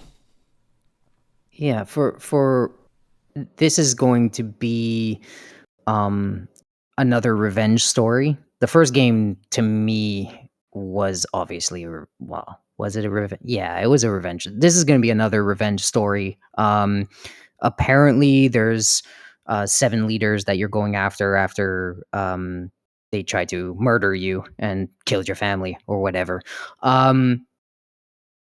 But what's really interesting about this one is that it's going to be more open in its pathing, that you can actually tackle anything. So in a way, it's going to be more Ubisoftified. You could tackle anything, any boss you want in any way you want. So if you want to kill one of the 7, 8 leaders, I forgot what number it was, you can go straight to that leader and attack it however you want. I'm not sure about like difficulty scaling and how that's going to work, but I kind of like that open approach on tackling these sorts of games and these sorts of worlds. I was a huge fan of Breath of the Wild. They do the same thing. Far Cry almost does the same thing. So I like that structure.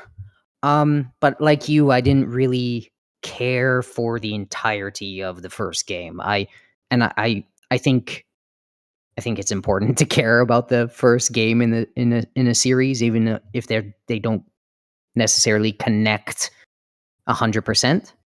I'm still looking forward to it. I will play it, but it's going to be definitely number 5 on my list. Number 1 on my list probably going to be Death Stranding, which is another PlayStation exclusive. But yeah, as Ghost of YOTEI goes, I think this looks excellent, looks fun, looks a little bit better and cleaner than the first one, and that's all they really need to do for a sequel. So, Demon Hunter. That's fine. Are you thinking? Did you play the first one? Are you thinking you're gonna roll out the PlayStation for this? Or are you gonna wait for a PC release? Where is it for you? Oh yeah, I'm gonna dust off the PlayStation. It's actually Ghost of Tsushima is my favorite PlayStation game so far. I really liked the first one. Bad taste. Bad taste. Yeah. Continue. I don't know what to say to you, but yeah, I like the first one. It does the stuff that I like really well. Like I like stealth. Unlike you, I like stealth. So I try to be as stealthy as possible. What? What does that make you? I'm not gonna say it. No, I'm not gonna say it. No, he wants something else. What do you want, Asa? Everyone knows. No, everyone knows. Say it. Say it. Come on. Say my name. Don't need to. Anyway, yeah, I do like it. I hope it has a little bit more depth than the first one. It was a little bit shallow, but I like the environment. Something about the Japan setting is so good. It makes you feel super like a super ninja, like very stealthy. I like that. I like the revenge story and all of that, but I hope they have more gameplay mechanics added into it. Maybe a grappling hook. Or it had a grappling hook. Massive fraud. Yeah. Did they? Did they? Yeah. I never had used it. My favorite PlayStation game. I hope the next one is based in Japan. Oh, Come on now. yeah. I did not. Shut the fuck up. So it is, but it is limited. If I remember correctly, it was limited. Like only certain places where you use them. Like I mean, like free-form grappling hook, like wherever you want to aim and a jetpack. So cool. Yeah, that's a jetpack. Not a jetpack, you fucking. I'm interested to see what they do with the wolf. How do you control that wolf or whatever that is? So, yeah, you have to follow it to the haiku spots and all of that nonsense from the first one. Let's do the next one because I want to speed through now because we want to talk about very briefly because there's not a whole lot to say about it. But Xbox had their boring financials. We're not going to dwell too much on it, but off the back of it, they did announce pretty substantial price increases for all of their hardware across the board, as well as towards the end of the year, their kind of upper limit for their game pricing is also going up. So obviously nobody wants to pay more for things that we like, but this is happening. Gamzly. Yeah. Yes. Say whatever you want about it. It's gonna be really quick. I don't like it. I don't like it at all. Like they're already struggling. Unlike their competition that's pretty much thriving, even if they're gonna do the same thing, right? They're gonna Nintendo price increase their games already. Well, some of them. PlayStation probably, if I were them, I would just keep them at $79.99 and keep undercutting a little bit just to do it and be the nice guy, but they're probably going to price hike it as well. And the consoles are kind of stagnant for Xbox, so it's a weird choice. I'll say that I don't think they care. I think they want to be Microsoft. I think they want to be Windows. I think they want to be as open as possible, and they make money off the backs of everyone else, and I think that's exactly what they're going to do. I think that was their strategy for a very long time now, ever since they chose not to stagger their releases on every platform, So I guess they're just opening their arms and trying to be a big giant like umbrella looming over everybody and just taking money, kind of like Android and Apple does, with their stores and all that, and their operating system. But yeah, I don't like it. I don't like it at all. I have an Xbox, so it doesn't hurt me, but it hurts like the person I'm going to say, hey, instead of buying a PC or whatever, here's a really cool, fast way to plug and play with no BS, budget friendly. Go get that instead. I can't even say that anymore, right? The X is what, 600 or close to $700 Canadian right now, or it's going to be, and it's just like, whoa, how do I sell a console now when I could just say, oh well, you have so much more on a, like, let's say a comparable, I don't know, buy $200, like add $200 to that and get a thing that could do everything instead. And I find it hard to sell my friends now on an Xbox. Imagine selling somebody an Xbox when it's $100 more. And even your budget-friendly machine, which is the S, is also going to be pretty expensive. Anyways, it's a weird, definitely a weird time. There's no question about that, especially on 5-year-old hardware. Yeah, it is. It's old hardware, and obviously previous generations prices have come down and down and down and down. But that's also what makes way for the next generation of hardware when the time comes.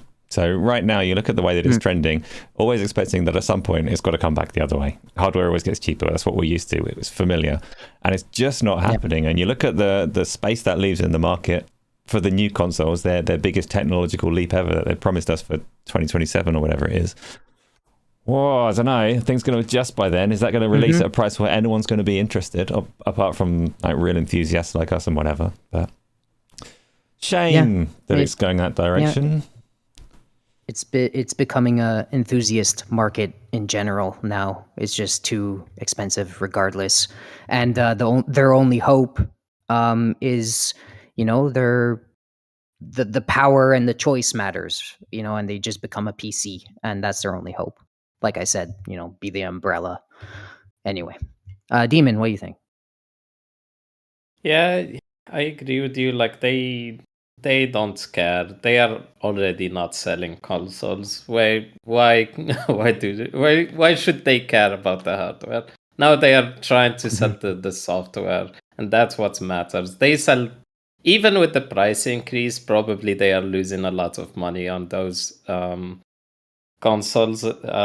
So they are not trying to make it a good deal. I see, like right now in the US, like a PS5 Pro is $700, and the Xbox Series X is $600. So there is like 100 difference. Why don't you just go for the Pro?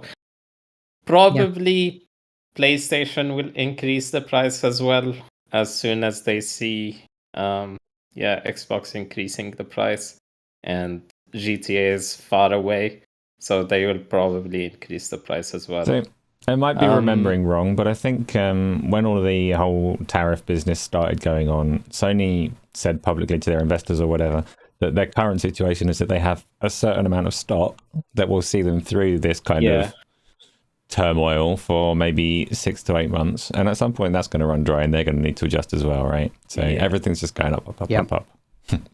Everything. Rough. They will run out of that stock and will increase, or things might stabilize before maybe, because maybe I don't know. That's enthusiastic. Optimistic. Some people are saying this is the death of console gaming. I'm not sure about that, because also PC is very expensive. You cannot build a good PC with maybe $700. Can you do something? No, PCs, and obviously the stuff that is causing these consoles to go up does apply fully in the PC space as well. So PC, NVIDIA have taken the piss for a long time. Prices are not going to be cheap in the PC side of things, and there will always be an audience for people that, like, Expedition 33 is a big recent game, and there have been like 3 different NVIDIA drivers to try and adjust the lighting and the DLAA and stuff like that, because it was kind of broken. there's always going to be an audience that aren't interested in keeping up with driver updates to make sure that their game works and all the rest of it. You want that stuff taken care of you and taken care of for you.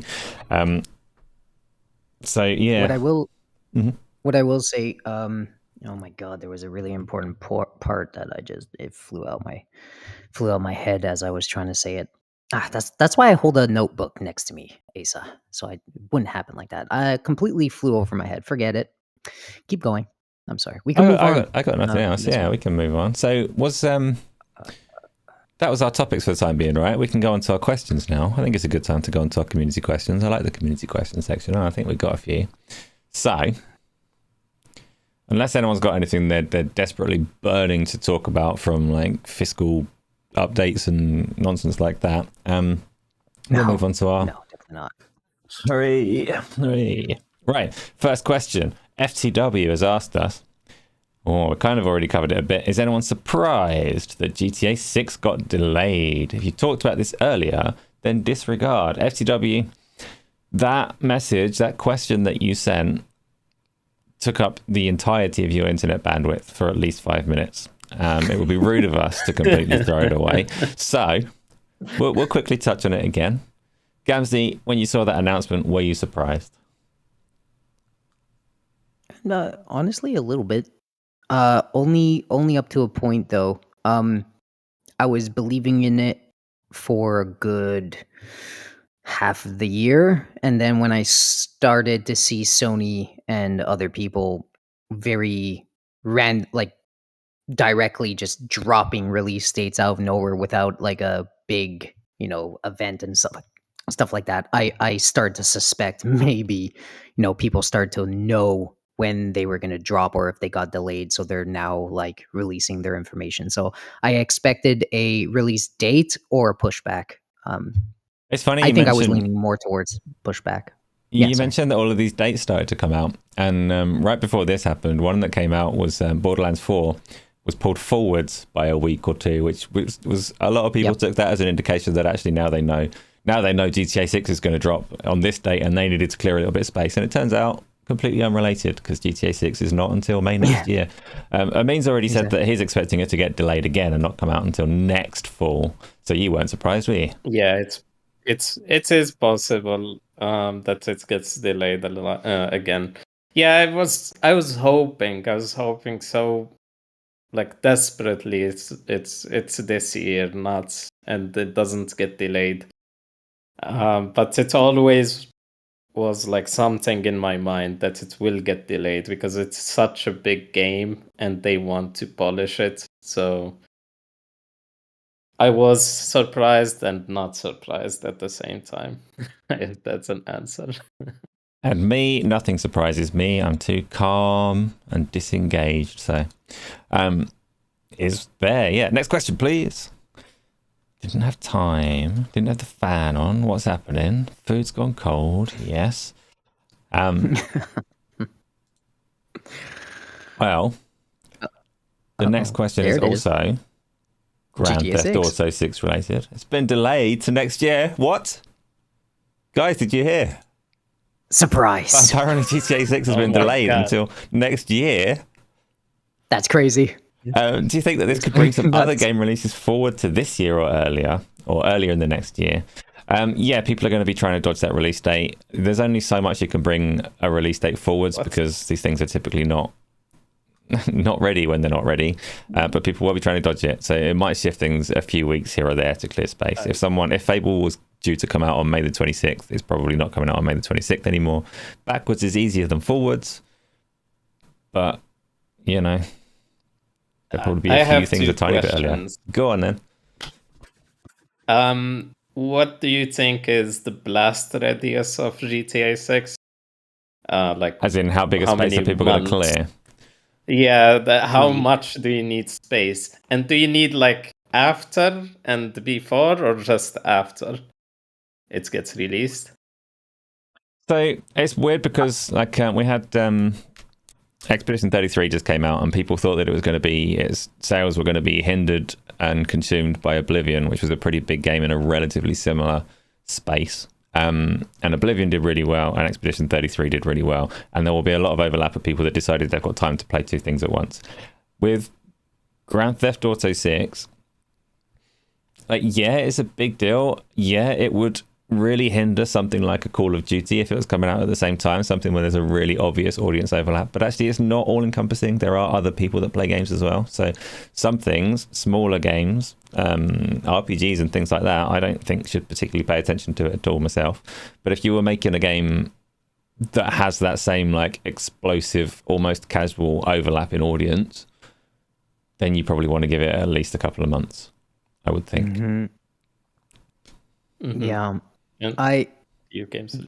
there's I would say like I would a 3-month window, baby, past or before. I think this is a really destructive game. That when we talk about like, exclusives on other consoles and game competition and all of that, it's like at the end of the day, it's like everything's competing for your time. So if you're playing one game, you're not playing another. And if 100 and something million people are playing, let's say GTA 6 for 3 months, they're not playing anything else. And I think that hurts ultimately. So you gotta really clear that blast radius. Even if you're a niche game. Like the problem with the like- blast radius, though, just really quickly, is if it lands like 5 did, like the online mode, which you can say is numbers wise equivalent to your Fortnites and all the rest of it. If it lands as a black hole, then 2-3 months is not clearance enough, right? Because this is a problem that the industry faces, is you get these black hole games and actually there's not much of an audience left. So it's almost like you wait 2 months, you wait 3 months, you wait 4 months, but either way, like 80% of the people playing games are going to be playing Grand Theft Auto and Fortnite. So I'm not sure that there's much of a counter but the blast. rating. Yeah, no, I totally get that. That's a good point, right? It's like Devolver Digital, like being cheeky and like we're gonna drop our game when we want to drop our game. It's true that even if you drop it before, after, whatever, people are gonna have GTA on their mind. They're gonna choose whatever they're gonna choose, and that's it. But like, I mean, these people that might be thinking, "Oh my god, I want to play another game." A tail end of 3 months is better than like day one. Like day one, the all-encompassing, like, or you could even argue the first 2 weeks, 1 month, all that. It's just that the mind share is going to be GTA Online. It's going to be in your face on Twitter. It's going to be like the FOMO, and everything's just going to encompass so heavily for at least a month. Like there's no way. Like if you land anywhere 1 week after that game, like you're probably going to not live. So I do believe that there's still like a time frame that you should go before or after. For sure. Like don't step into the ring in that area for a week at least. Yeah, and Asa mentioned like Oblivion and Expedition. I think Expedition was lucky and big enough, and a lot of people did talk about it. But there It's was also another 19 game hours. that 19 years game. I mean, like this is a 19-year-old game, right? So it's not the same. There was another indie game that I was following. That's they did talk to a journalist, and they said we got Oblivion. They did not Mike sell Rose's well game. because of No More Robots released something, and I saw them put out a play like Oblivion Shadow dropped on the day that we were releasing our game. So nobody paid any attention to us at all. And that's obviously not on the scale of a Grand Theft Auto release. So.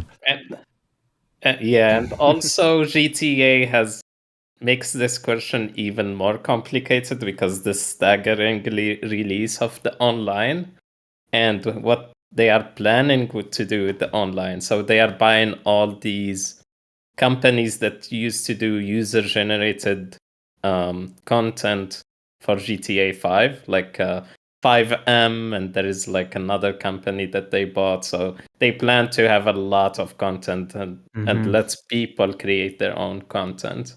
So it will be very complicated, and I don't know Yeah, I don't know how it will look. Also, I don't know if I want to take time from this. Maybe it would be a simple answer, but do you think releasing on PC as a PC exclusive matters? Like GTA, does the release window of GTA matters if you are a PC exclusive? Because GTA is not releasing on PC. As in, like, should they be very careful about how long? No, not really. They can release it whenever the hell they want. It's a weird one because the broadly accepted strategy across the board would be that you release it everywhere all at once to let the hype maximize and carry a game to as many people as possible. So you look at, like, Death Stranding is a big game, and you can question whether it's wise for them to stagger the release in the way that they are. I don't know, Grand Theft Auto is just too big, right? They can do what they want with it. I would, yeah. Like, for I will example, say, Half-Life 3. Like, Yeah. if it's released the same week or day as GTA. Oh, you mean, okay, so should PC games be avoiding the console GTA window? Yeah. Yes. mm, The overlapping audience is not insignificant. It's not trivial. So it will put shockwaves into the PC space as well, even if it's not releasing on PC. yeah, I tend to agree as well. I was just thinking that, like, if GTA is so big that, and I believe that all third-party games with their biggest games should kind of push all markets, but exclusives kind of matter for consoles. If the devs want more places and more choices for people to go, you go to them. You be like, okay, we want to grow the console market. How do we grow the console market? Maybe give life to it. Always release your game there first, because we know people are gonna go to PCs anyway at some point. Let's grow this market. Keep putting console exclusives as console exclusives. I think that matters. I think GTA alone is probably going to push so many consoles out in the wild that it's going to, like, keep people keep mindshare that consoles exist still, even though they have PCs ready to play it. I think it's really important for them to be like, let's push the console market, let's grow the console market, because more avenues is better for us and gives consumers more choice. Like, if consoles exist and stay existent, there's more choice for people, right? If consoles go away, there's one less avenue to go to. It's going to get expensive and all that stuff. But yeah, they still have to definitely. It will still impact PC player and PC games for sure. To answer that question directly, in my opinion. Yeah. Next. Yeah. Next, indeed. Let's do the next question. I don't know how many we've got, actually. Let me see. This one is from Tom, so it's going to be our favourite regular question. Evening, lovelies. What's not to like this weekend? Asa's face. That's it.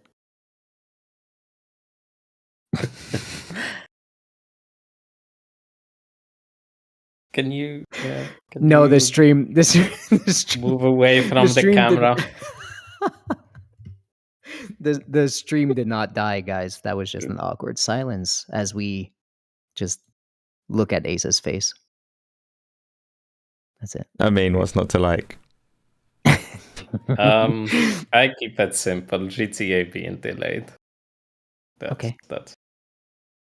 Oh, I don't actually mind that one. See, I agree with Gamzly. I'm not a massive fan of my face, but I don't really care that GTA was delayed. That's fine for me. It's Sweats. beautiful and lovely. Just move Sweats it away is from not the to camera like this from weekend. time to time. It's been warm. Don't like it. So, yeah, that's all I got right now. Sweat and fascism. Let's do the next question, please. Jesus. It's already there. STW has asked, how does everyone feel about Xbox upping the prices for everything globally, for everything, and $80 games? I'm not sure if you've mentioned it already. STW, yes, we did talk about Xbox raising the prices. We all agreed that it's fantastic to pay more for things, and we're very pleased. Yeah. Super pleased. Yeah. Yeah. I don't think we can really go over that one again, right? Oh no, I mean says yes, we can. Here we go. What's he got? Something fresh, something new. I did not. So I was expecting that the console price to go up, right? But I was not expecting the games to go up this fast. Like I know Nintendo started this $80 thing, but since Xbox has Game Pass, I think it makes sense for them. They try to push you into using Game Pass to play these games. I don't like the $80, but yeah. Yeah. Yeah, we've talked about it ad nauseum. So it's a little weird, right? It ultimately for them, they again are just going to the avenues and squeezing like the ones that will buy those games for as much as they can possibly get. Then they're gonna lean on Steam sales, and they're gonna push people just based on shock value to Game Pass, right? It's going to make that more appealing because you really see a company's angle when they don't put up the service, which is inevitable, but they like it's an obvious, clear path. Like they want to sell you that service as well. So it's like they just don't care. It's a win-win for them everywhere because they have so much choices for the consumer anyway. But for those day one buyers, it's predatory. It's not good. They're doing it solely just to make more money. Clearly. Yeah. Maybe they didn't know that GTA 6 was going to get delayed, and they were like, "Well, no one's buying anything anyway. Let's do whatever the hell we want. Slip the price increases in. Prepare people for when they're ready to buy again." Obviously, you mentioned Game Pass as well. Console and PC, that's fine. They're selling a lot of games on PlayStation as well, so not a lot to mitigate the price increase over on that side of things, where they've been doing very well for themselves over the last couple of months. Price increases. It works, Give us more. Sucks. Stop buying full price games, maybe. That would be good. And from the corpos, like the Xboxes and the PlayStations. Don't buy day one games. You could wait. That's what I do. And they will, of course, increase Game Pass. They will increase the price. That's inevitable. At some point. I don't know how much they can push it. So we're going to find out. They're going to keep pushing it until they find out. Next question, please. They're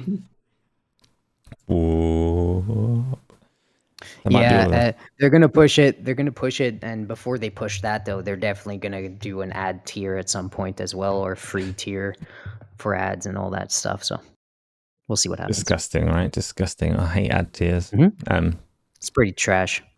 That's not even fair, right? I wouldn't hate them as long as they don't impact what we get in the other tiers. It's not. As long as more like people one a way thing. to access the service is fine. I'm very like anti adverts encroaching onto the things that I already pay for, but an ad supported tier is a bit different, so I guess that wouldn't be entirely unreasonable. But let's not go into that. It depends where. Yeah, it depends where they put it, right? If they're putting it like straight in front of your game as you're playing, it would be weird. But if they put it in a start menu, who cares? I mean, if they put it in front of your game, as long as I don't have to have part of it, then it's fine, I guess. But yeah. Right. Let's have the end of the show. So thank you, everyone, for coming along, talking to us, listening to us, giving us things to discuss, supporting the channel as you all do by being here, and all of those kind of things. Apart from Gamzly and Amin, because you both said you hate me. We do. Was that a question? No, it wasn't a question. You don't mean it, I reckon. Gamzly, thank you again for coming along. You say people. Thank you. Say people. Say to people, whatever you want to say to people. Say to people whatever I want to say to people. First off, I love you guys, all of you in chat, everyone sharing the podcast. Obviously, we're really trying to focus on just having fun conversation about video games and not go too deep into the crazy drama stuff. So thank you, and also join the Discord. Discord is fun. Discord is good. There's something there for everybody. And yeah, just thanks, Amin, for coming again and filling it in for Luke, who fell ill after drinking too much tequila shots on vacation. Possibly true. That's not true. That's not true. Well, Maybe you don't it know is. that Who it's knows? not true. Yeah. Do you buy milk in bags? Plastic No. ones? No. Who fucking no? No, I don't. Why is that a question? I was just wondering. No reason. Carry on. They used to actually, funny note on that. Thanks for sidetracking my outro in a heartfelt goodbye. But they used to be cheaper than that. Like that was the whole point. Like buy in bulk, it's cheaper than the regular stuff in the boxes. But You now buy it's milk not in even boxes? true. They're like, Cartons. I well, understand. in carts. Listen, Right. I'm Sure. if I could anyway. So they used to be cheaper, right? But now they're not even cheaper. So I don't know why people do it. But they do. Thank you guys again. Follow me at Gamzly TKD on X for all the weird, stupid takes. Blue Sky, Gamzly's notebook, hinting at my own little podcast or blog or whatever I wanna or you wanna call it. It's follow me on Blue Sky. And for more information on the podcast, I'll be posting it there and as well as X. Also, social media, Anthony Capello, if you want to give me a follow, that's my full name. 2 P's, 2 L's. Yeah. Thank you for everything. Well. Fake Canadian confirmed, we're hearing from chat. Apparently you do get your milk in bags and you're making this up. So, controversial. Well, I don't really understand it. Carts. It's in carts most. Anyways, Boxes of milk. I mean, how do they sell milk in Poland? I mean, you can answer that if you want to, but you don't have to. All kinds of ways. Yeah, all kinds of ways. Bags. You've boxes, never bought milk in your life, have cartons. I'm not a milk person. Yeah, maybe that's why I'm short. Okay, I don't drink milk a lot. I do drink like soy milk and almond milk and cashew milk and all of that. I have regrets. Yeah.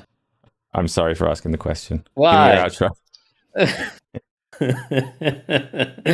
outro. So yeah, thank you all for watching us. Join the Discord. We have the community games tomorrow, maybe TOWERBORNE. I don't know what time. You can find me. Maybe. Good luck, because there are apparently a lot of passionate gamers. Yeah, it's called Gaming with Passion. There is a lot of Gaming with Passion on YouTube. And GW Passionate on Twitter. So, yeah. Thank you for coming by. You came in the last minute, so I don't think your details are actually in the YouTube description, but I will get them in there for anyone watching after the fact. It has been good to talk to you, even though you were both horribly cruel to my face. I hope everyone's had a good show. We will be in the Discord. There is TOWERBORNE tomorrow. There'll be some Resident Evil 6 in the week, some other bits and pieces, the usual kind of cool stuff. And we'll see you there. See you. Bye.